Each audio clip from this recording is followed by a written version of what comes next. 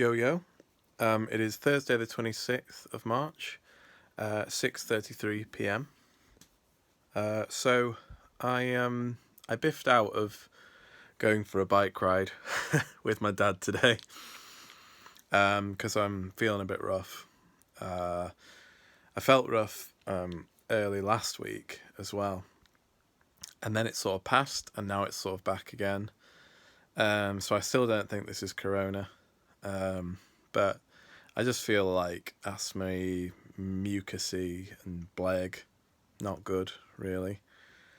Um, so I managed. We went for a little walk, like an hour and a bit. That's all I managed today. Unfortunately, I'm still exerting my right to go outside as much as I physically can. But for most of the day, I didn't do a great deal. I played a bit more Resident Evil 2. I'm doing Claire's campaign now. It's like sort of a same in places but different story in some parts. Like it's the same sort of arc but just in different with different characters. So I don't feel like I'm playing the same game again, which is good. It's still enjoying it. Did some washing. Went through all my summer clothes actually. Most of them I was like, well, I was like, well, am I really gonna wear that in the next like month or two? Probably not. Not gonna really get a chance to. We're not allowed to go anywhere or do anything. There's no point in getting all dressed up, really, is there? But I washed a few things. Got a backlog of like bedding and all sorts of shit that needs doing. Um, I wrote a. I say wrote. It wasn't much for writing. Wrote a music round for use with. We're doing our virtual quizzes over Skype. So someone can either attach that onto their quiz, or when it comes around to me doing mine, I'll add it onto my questions. Just stuck the old iPod on shuffle, and to give me inspiration, because I thought at the I thought I'm just gonna end up doing it like all A's and B's if I go through the lists of artists. So I just let the iPod decide what I was gonna do. So that killed about 5-10 minutes. Yeah, and that's it really. That's more or less what I've done today. So this would have been just under a 3-minute video, but now I'm gonna do some of the prompts, like reactions and answers to some of the prompts that Drew put a week ago, and I completely missed them. I don't know why. It just didn't come up on my feed, so I didn't realise that Drew was prompting me. So I was just talking aimless shit instead. So now I'm actually going to respond to some of that. So walking, done that, tick. Done like 3 since I finished work, so that's all fine. I didn't have a New Year's resolution. I never really tend to do it because I know for a fact that I have no willpower whatsoever. And I very rarely stick to anything. I very rarely finish anything, to be honest. But I think I spoke in one of my earlier videos. I think my sort of takeaway from this, and therefore my resolution, is going to be a bit more sort of altruistic, looking out for others, just generally being more of a selfless person. And I really want to try and keep that up. I'm not saying I was a bad person before, but just be better. Just be a better version of myself. I think that's where I'm at. That's really cheesy, really corny, but I know what I mean. Do I believe in ghosts? That was one of them.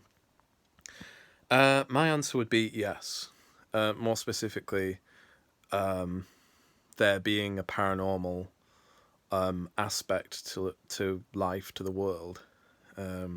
Just because I personally, I've had a few experiences where things have happened to me that I can't really reasonably explain.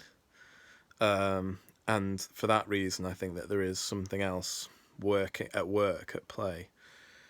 So, me and my friend, probably about 2 years ago now, my friend Martin, we went to Edinburgh and we did the Edinburgh Dungeons. Fuck me, man. Like, that is a scary ass place, like underground. Like, I realised that it's all sort of weighted, like, tour guides just sort of big it up with stories and all the rest of it. But our chap did seem pretty genuine. And he was, at points, was just like, yeah, this bit's not scary, but that bit over there, like, do not fuck with that. That's like bad juju. Um, so that was just being down there was such an oppressive atmosphere. Like, it just felt, it did feel like there was more down there than just us.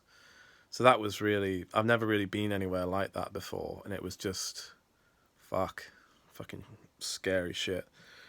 Um, I think I've had one occasion where I've had sleep paralysis, and it did sort of feel a little bit otherworldly. Everyone I know is going to think I'm fucking mad now after I've told you all this, but I just sort of woke up and was just like, for about 30 seconds, just like couldn't move, and I was just like, what the fuck is this? This is weird. And the final thing was a while ago, maybe a year or more ago. I had a dream that I was in Knutsford, of all places, except it was like Victorian times, and I was following like a young Victorian boy. And when I got close enough to him, I put my hand out to him. And then when I woke up with like a sharp pain in my hand. And I was like, what the fuck? That's so fucking creepy. Like, so just those experiences, I think, have made me think that there is something else going on. There is a paranormal world.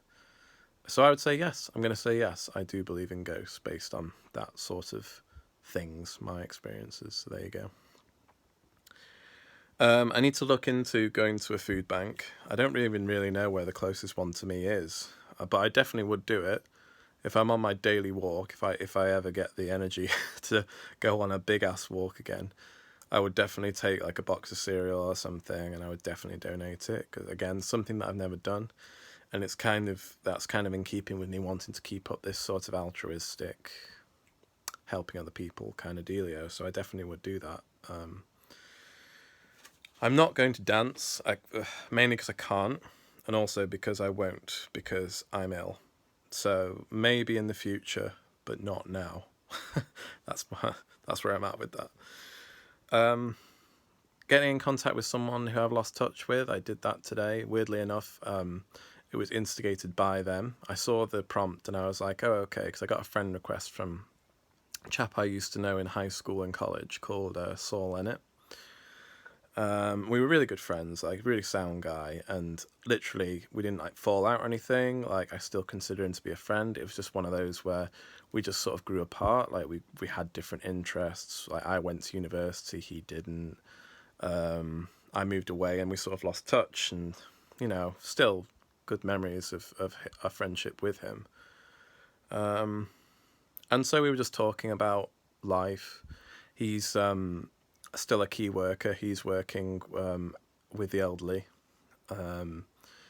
care. So he still has to work. And yeah, ultimately at the crux of it, at the end of it, we're just like, once this is all blown over, if we're not dead, do you want to get a pint? So I intend to honour that. I mean, it will be a bit strange because I kind of feel like high school and college for me almost feels like a different lifetime. And there's not many people who I actually keep in touch with from that time, because I feel like I was a bit of a different person to who I am now. And like, I sort of evolved into a better version of myself almost. I was a bit of a dick when I was younger. And I mean, I'm not saying I can still be a dick now. I'm just saying, I don't know. It seems like so much time has passed. It's difficult to reconnect with people. You sort of feel like, what would we talk about? We haven't. But maybe now is the time more than ever to not burn those bridges, to reestablish those connections, because life. This is sort of putting everything into perspective, that we shouldn't shun anybody if someone's wanting to some friendship, some companionship, and you can offer that, you should. And I think because he approached me with a friend request, it could potentially be that he's feeling quite isolated. Maybe he, just wants somebody to talk to, wants somebody to meet up with, and I'm more than happy to facilitate that. Like, that's something that I should be doing for people if I can, and I will. So that was nice. Nice to have a chat with him. Words that I need to hear that I will now say. I put down, there will be normality again. That's what I've got. That's what we all hope. I mean, there should be, but who knows? Will this linger on forever? No, it won't. But you know what I mean? It's just like thinking positively that this isn't going to be forever. This will pass, and we will prevail. Almost. That's where I'm at with words that I needed to hear. So it's nice to hear that out loud. Actually, good idea, Drubo. Words to live by, like my favourite quote or whatever. I was just thinking, I wish I could have nicked one of Claire Campbell's proverbs from her jugs, because those have been brilliant, by the way. Really enjoying those. I think I picked words that resonate with me. Well, lyrics specifically. From Machines, a song by Biffy Clyro. Quite a depressing song, actually, but it's a bloody beautiful song. And the lyrics go, take the pieces and build them skywards. And I think that, well, my interpretation of that is, even though something's broken, it can be fixed and made whole again. So I think that really does pertain to now, that I hope that that's what we can do as a country. Like, we can rise from the ashes like an almighty phoenix and go to the pub. That's the dream, isn't it? So there you go. Take that motivation, and hopefully that inspires somebody. My rallying words. And there we go. That's another 12-minuter. Thank you for that, Drew. Nobody will see this again now. But at least I filled out all the prompts, and yeah, I filled my quota. I've done like 5 or 6 days worth of prompts in one video. So there you go. We're back to the long ass videos again. Shit. To think it could have been under 3 minutes. Bloody hell. Anyway, maybe they will be. Unless Drew puts some more prompts in for me, maybe the other ones might be 3 minutes. That'd be nice, wouldn't it? Someone might actually see it then. Anyway, that's me done for tonight. So see y'all. Ciao.